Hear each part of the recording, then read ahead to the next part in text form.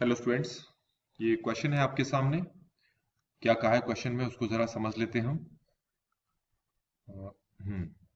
Question में कहा है एक बॉल है जिसका मास 100 ग्राम दे रखा है, is dropped from a height h equal to 10 centimeter on the platform fixed at the top of a vertical spring।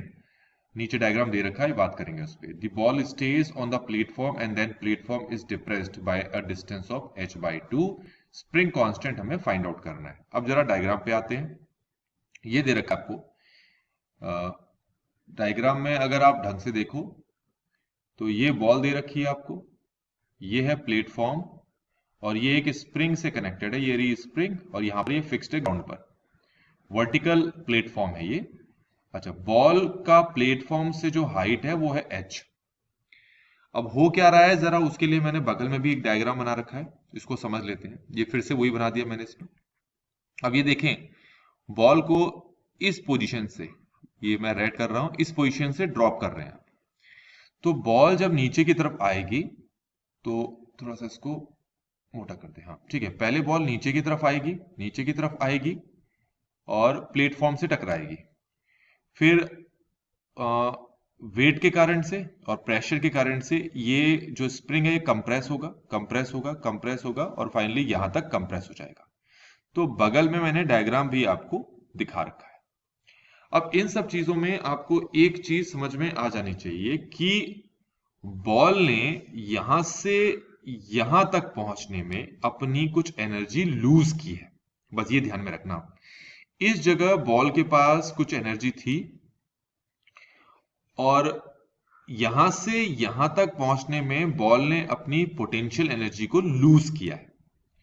अब बॉल ने अपनी कितनी पोटेंशियल एनर्जी को लूज किया है, जितना ये डिस्टेंस है ना, इतनी ही बॉल ने अपनी पोटेंशियल एनर्जी को लूज किया है। ठीक है, तो बॉल जितनी पोटेंशियल एनर्जी को लूज कर रहा है वो पोटेंशियल एनर्जी आपको स्प्रिंग एनर्जी के फॉर्म में दिखाई देगी, क्योंकि बॉल ने स्प्रिंग को कंप्रेस किया है।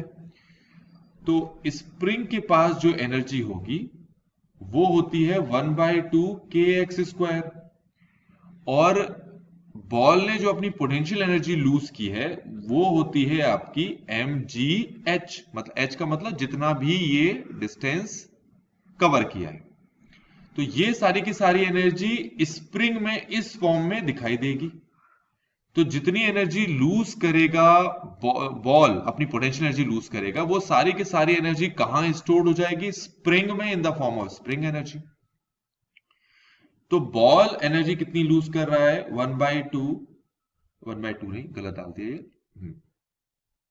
कितनी एनर्जी लूज कर रहा है बॉल अपनी? वो लूज कर रहा है mgh।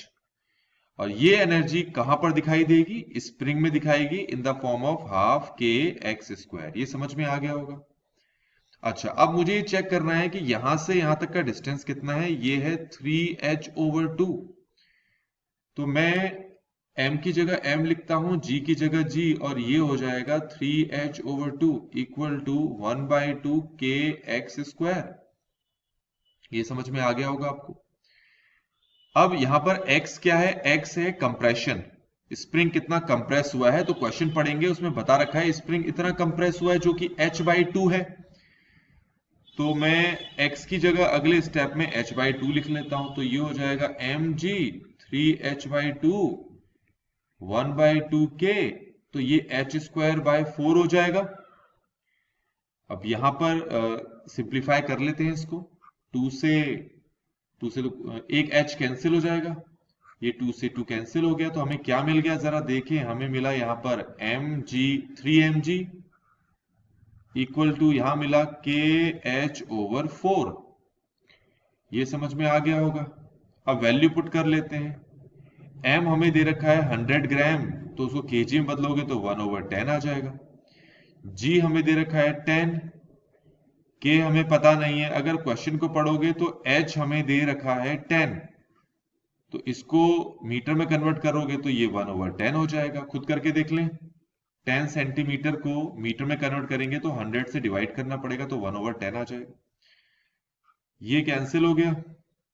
क्रॉस मल्टीप्लाई करेंगे तो ये हमारे पास कितना आएगा? 120 न्यूटन पर मीटर। तो ये हमें K की वैल्यू स्प्रिंग कांस्टेंट मिल गया है, तो स्प्रिंग कांस्टेंट हमारे पास आ गया 120 न्यूटन पर मीटर। तो इस तरीके से बच्चों ये क्वेश्चन यहां पर कंप्लीट होता है।